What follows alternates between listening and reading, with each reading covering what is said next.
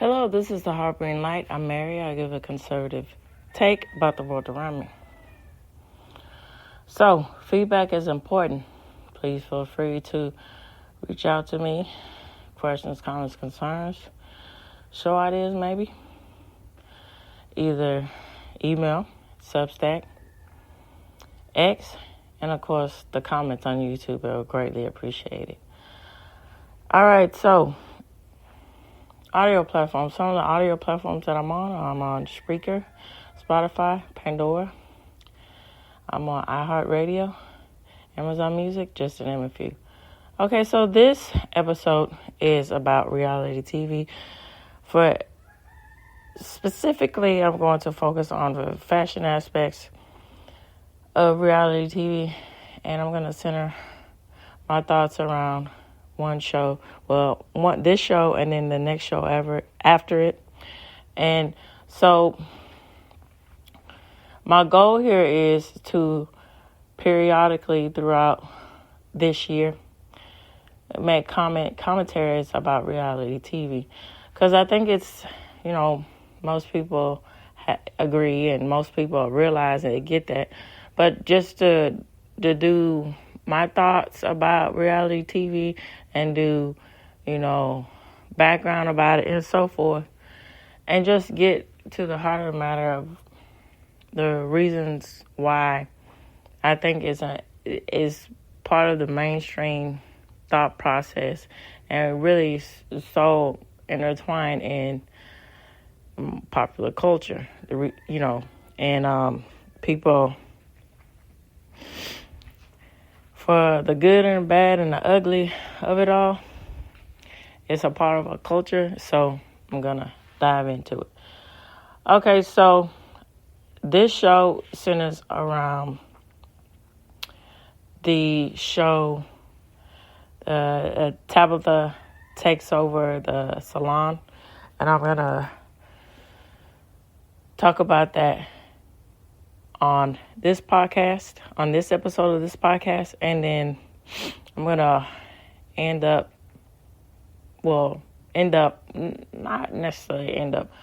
wrap up January talking about the reality TV show, The Rachel Zoe Project. And so, those who don't know, but those who do know, Rachel Zoe is a fashion designer. And so it goes a little bit in depth about her life and all these things unfolding. But going back to what this episode is about, Tabatha Takes Over Salon, it focuses in on, which was very prevalent at that time, a prominent person that's, pillar or exemplary, that is. I wouldn't say pillar, that takes it on a different connotation about the aspects of, morality, yet that goes without saying you should have morality, you're the captain of your industry and so forth. But I digress with that. But what we're focusing here on is that she is very well established in her career, particularly with being a hair designer. And so she goes around and she pretty much helps, suffering hair salons throughout America. All right, here we go. Let's get in the cut.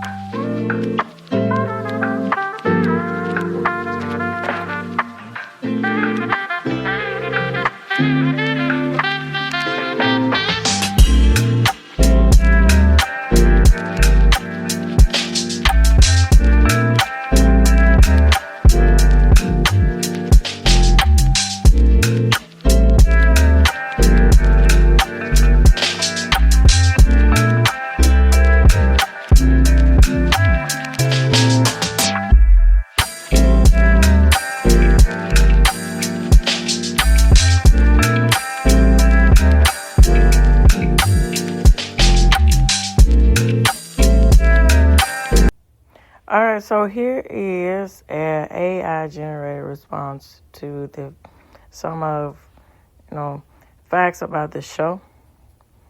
So it says Tabatha Coffee Takes Over was a television series that aired on Bravo from 2008 to 2013.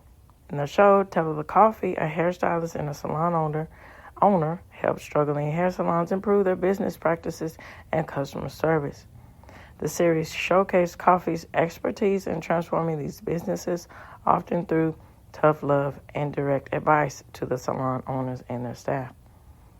Coffee's approach in the show involved not only improving the technical skills of the stylist, but also addressing issues such as management, customer relations, and overall business strategy. She aimed to revitalize the salon and help them become more successful and sustainable. So since the conclusion of Tabatha Takes Over, Coffee has continued her work in the hair industry and expanded her reach to other businesses.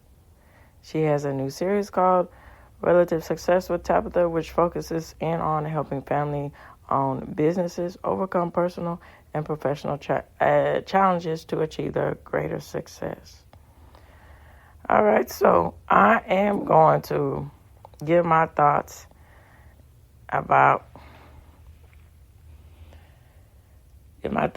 long thoughts about the show, about Bravo, about, in general, what is the accomplishment of the show is to get into the aspect of work relations and so forth. Just give my overall thoughts about that. And so I'm going to break this up in segments. And so, again, this is going to work like I did on Monday. My in-depth thoughts, and along with, I already gave you the AI-generated response. So from here on out, I'm just going to give my in-depth thoughts. All right, so here we go. Okay, so show like Tabatha's Takeover Salon by Tabatha Coffee. It's quite interesting. So I noticed that I was talking about this the other day with my husband. So content creators, YouTubers, what have you.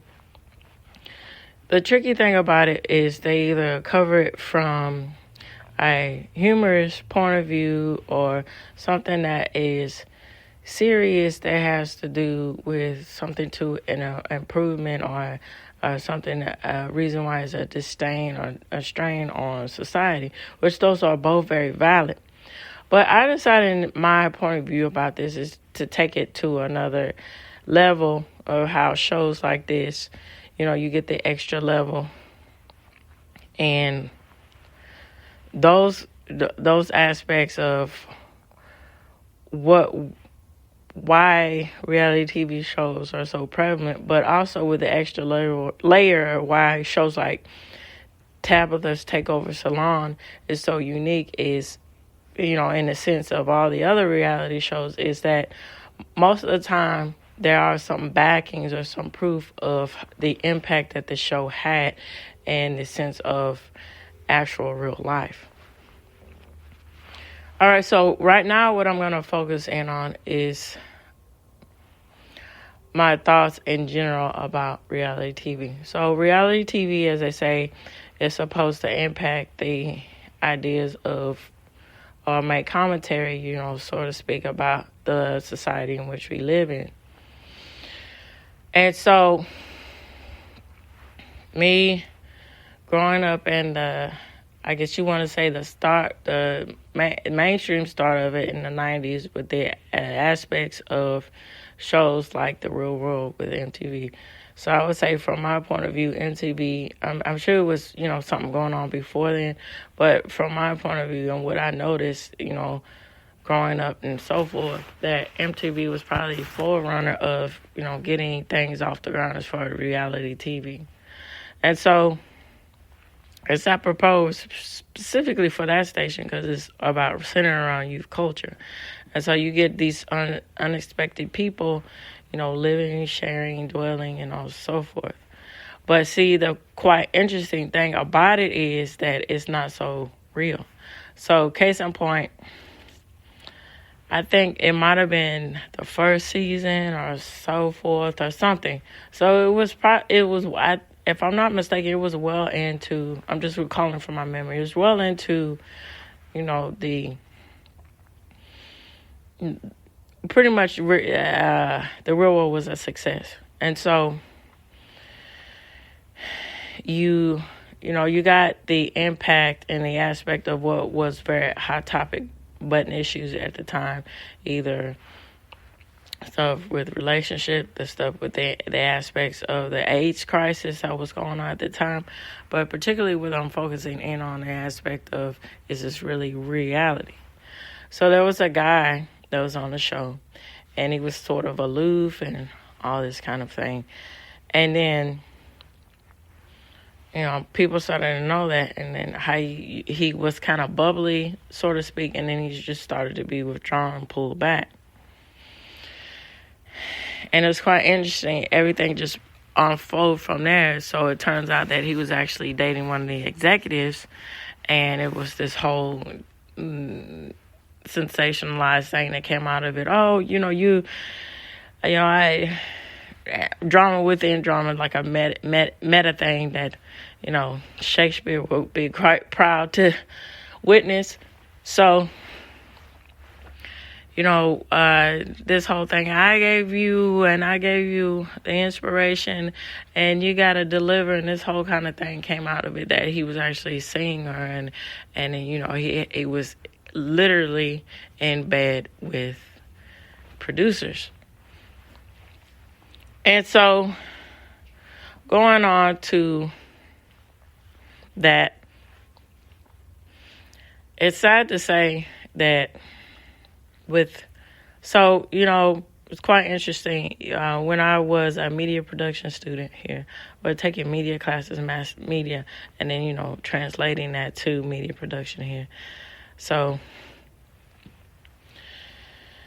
the aspect of documentary, before we get into this field of reality TV, was one of those things that was starting to lay its worth on the ground in the 50s, with the aspect of going around documenting the way people live, and getting the aspects about that, and getting a point of view of other people other than yourself, and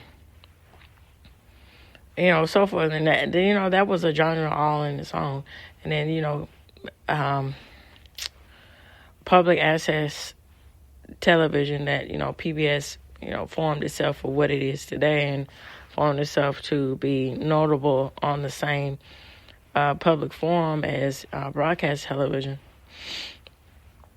So they used to make themselves a niche with offering this aspect of documentary style show programming. So you get the aspect of an educational point of view of why you're going into the lives of these people, and learning from everything of the situations they're going through. And so, getting into the aspects here, leading up to my point here, and then I'm going to start talking more in depth about the Takeover Salon by Tabatha Coffee. So, it's one of those things that I said again, and a friend, I'm recalling this when I was in U of H, a friend, she said this to me. She said, our classes are like a pseudo reality, or they are the well, when we're doing this, we were doing this competition, so to speak, and then things were at stake for it. And she was like, this is pseudo real world expectations of us, just like the hills. It's real in a sense of that it's, manufactured real. Like everything is controlled. And so that's very prevalent. And so the aspect of real life is actually boring, but sensation, thanks to heightened act as far as, these people getting that sense of breaking it down like this, seeing this scenario, putting this picture in your head here. They're all lab rats sitting around, and the mad scientist here, so to speak, controls different aspects like the temperature, or so to speak, or whatever they need to do in order to achieve a goal of rating success. And that entails with being hyperbolic with the interpersonal relationships. And so in the next half, I am going to talk about the show. And then I'm going to wrap up and talk about the aspects and of the aftermath of how this really did impact, salons. And then, using a real world example and go into depth. And then, I'm thinking about in the near future of covering when she did another show about makeover and the makeover, just particularly makeovers and so forth. And because that's a whole nother genre in itself, with the aspect of home edition or whatever, stuff like that. And then that is quite funny here, how a show like home edition, special edition, so forth, shows like that, how they, got under fire, but yet and still they managed to get other seasons. So it's prevalent to say that the aspect of really making an impact on people's life is not really all that important. What is important is the simulated aspects or idea of really improving somebody's life, but not really. So, okay, here we go. Okay, so, and Tabatha takes over. She would go to these salons. They would cry out for her help because they were either on the verge of losing, or the aspect of,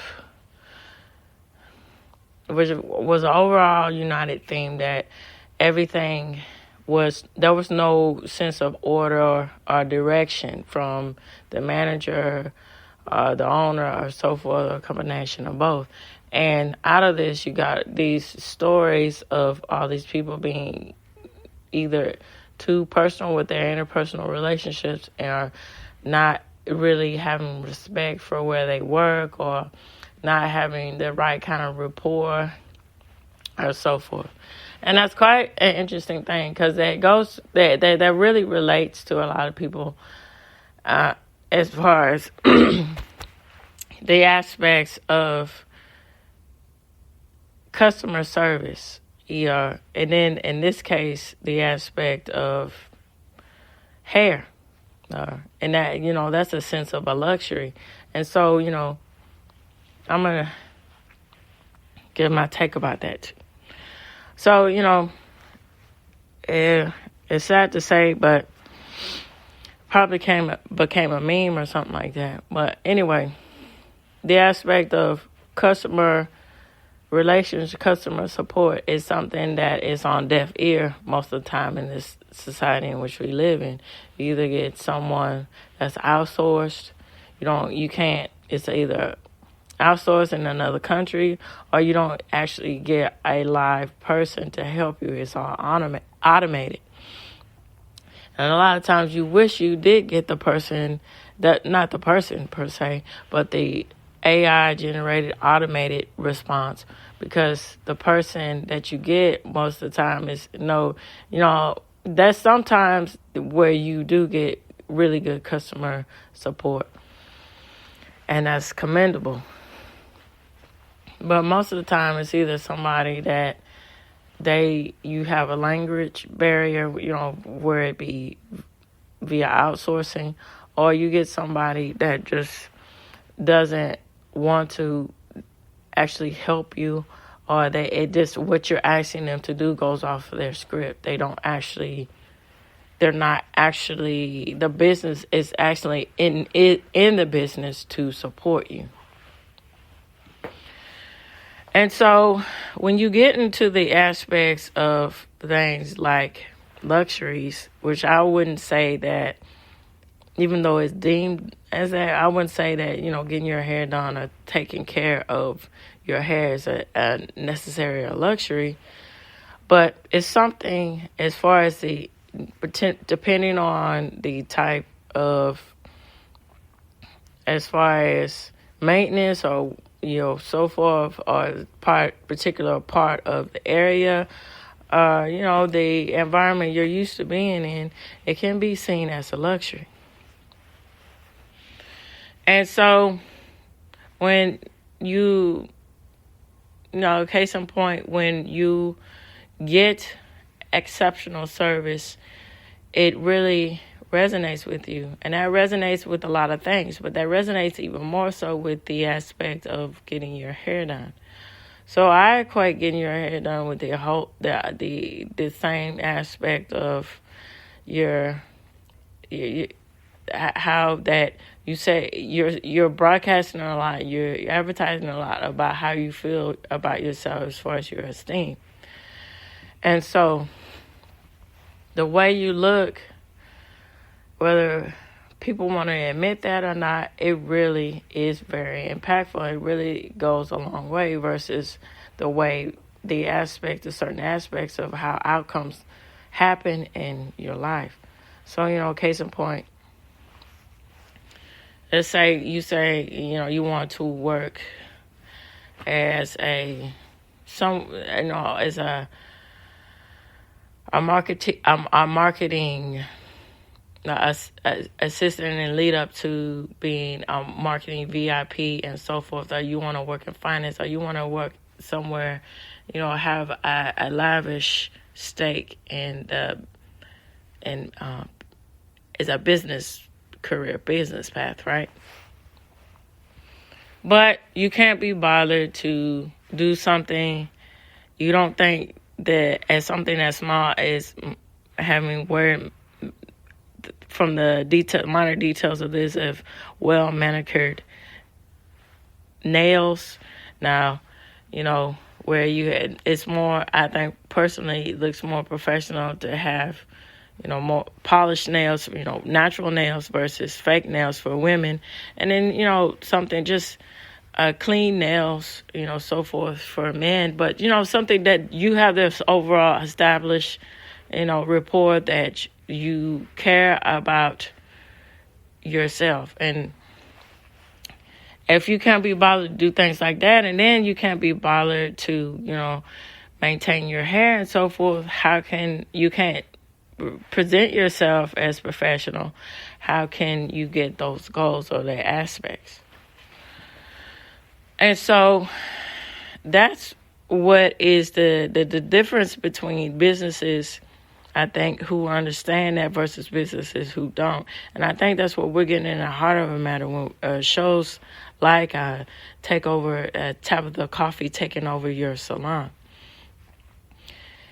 Even though it's extreme and it's not really, they as far as the aspect of nitpicking and dramatization of, the aspect of the interpersonal relationships, added drama, trying to, do that for network ratings. I think it would just, and then, Tabatha Coffee with her personality, I am gnarly,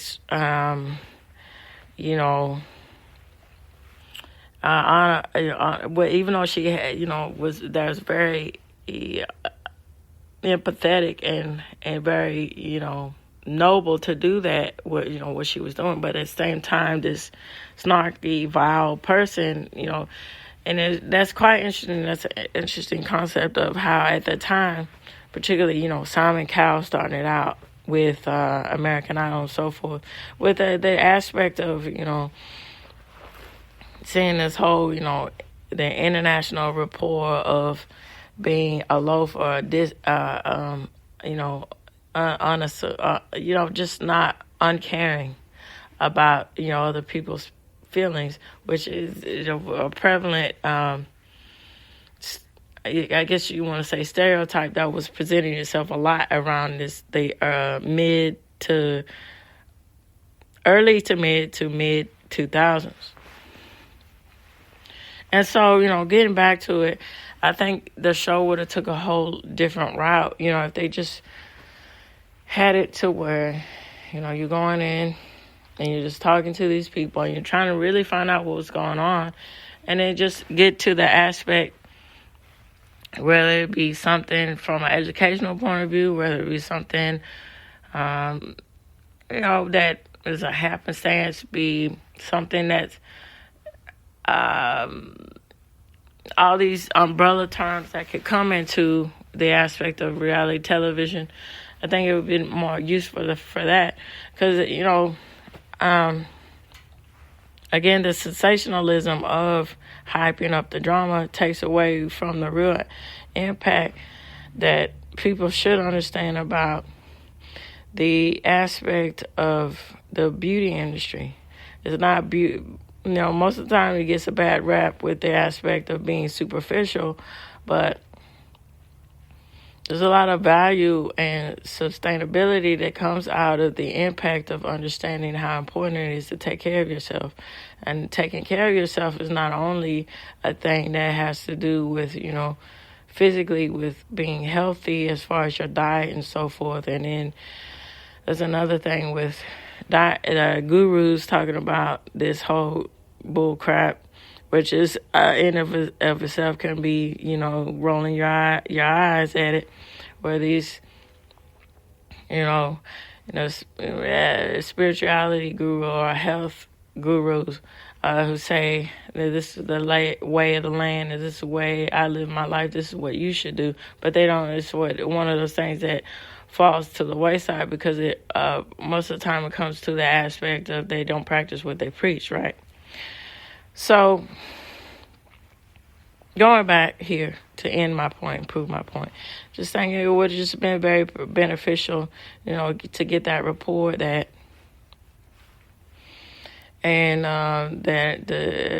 understand that when you want to go into a business, and you specifically you want to go in a business with beauty and taking care of your hair, your skin, your nails, you should have a lot of rapport and professionalism with it. And that drives a lot of brand loyalty, and that also uplifts the community, because, what you're doing with your business, that can exceed out. As they were showing with the aspect of one salon that was in California with giving back to community, doing things for the community as far as, they had a cut-a-thon as far as, taking care of that, and then, putting back business money, revenue into the local businesses, and then revenue into the city and so forth, so they can have more money to do other things. And, and that's a whole another thing with the corruption that can happen into politics, particularly at the local state. But keep in mind with moral compass, which that's the attitude that you should have with politics, see things for what it is, but know that there are good people out there, having our best interest in mind. But, that it could be more money used for to, things like that, to, something as simple as having more revenue to do things as far as outreach programs or something like that, as far as programs to initiate, or educational programs to initiate for, scholarships or something.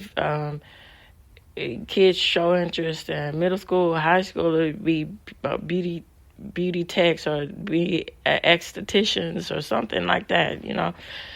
It's something. There's an unfold thing that I think that people fail to realize with the aspects of this. But I do appreciate that for what it was, the good qualities of the show. I do appreciate that. That was, if you look beyond the whole sensationalized crap that was in it, to see it see that aspect. That really says a lot too. Okay, so I am going to move on towards the real impact that the show brings as far as, the salons and the aftermath of what happens, and then wrap up. Here we go. Okay, so it's quite interesting. So, particularly, I have an interest in it. I'm from Houston, and I thought it was quite interesting to see a salon, that was showcased on the show. So it's called Vendome or something like that. So anyway, it's on San Felipe. It's in Houston, and if you're interested in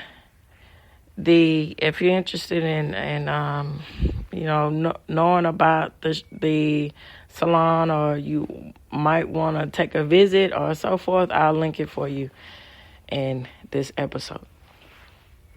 And no, I'm not getting a kickback to do it. It's just, something. Just say if I'm talking about something, I just think it's good to source it so y'all know and y'all get the 411 about it here. So, San Felipe, yes, it is in a very affluent area, and it's not, and Houston is not too far from the Galleria. And so, it's quite interesting. On the website, it's prevalent, and they even showcased that they were showcased on Tabatha's Takeover Salon here. And so, again,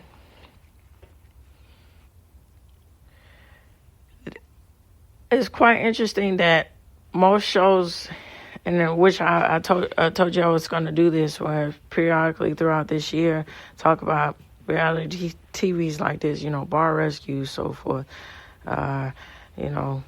Undercover Boss, or, shows like that. And so give my point of view about it. And so it's quite interesting that a lot of times either these places of business go under or they thrive. And so I think that's an extra element. And what's unique about shows like this is that you actually do have some proof, whether good or bad, about what actually, if this show actually did have some sort of impact for them. And so it seems as if for Tabatha's Takeover Salon, for this particular salon that was in Houston, it was a good impact because it's still thriving. And one of the guys, he was a stylist or something. He was one of the managers, a stylist, or so forth. He seems to be at the forefront of running it, and that's quite something to say about that. And it's something to say if they wanted to pass the torch on to him, if that was the original intention, and that this was just, being on a show or writing on the wall, and it just gave them the green light to do this and so forth. But it's quite interesting, again, how, either, let's say, for instance, a bar rescue or something that goes under, or a restaurant or so forth, or a salon or a bakery or something, they go under after going on shows like that. And so that is the proof in the pudding, is if you are actually wanting this, or you actually, it's one of those things you gotta see it for what it is. It's actually, were they trying to do something just to save their business, and it was just something that was, circumstantial, that it was going to happen anyway, and, Tabatha coming into that salon wasn't going to help anyway, and they were just putting on airs here? Or is it one of those things that they didn't implement what she was saying, and it was, a needed success, and that was the success for them to still be open? It's one of those open question things to think about here. And so, as I wrap up, I like to know what y'all all think about the aspect of reality television when it comes to shows like this, when they have the aspect of people coming in to change your life, whether it be from a business point of view or interpersonal point of view and so forth. Do you think that's really impactful, or do you think it's just hogwash? What? So feel free to either reach out to me through email, Substack, and of course, fill up those comments on YouTube. It's greatly appreciated. All right, so this reaches the end of the Harboring Light. Tune in, turn up, and absolutely take care. Bye-bye.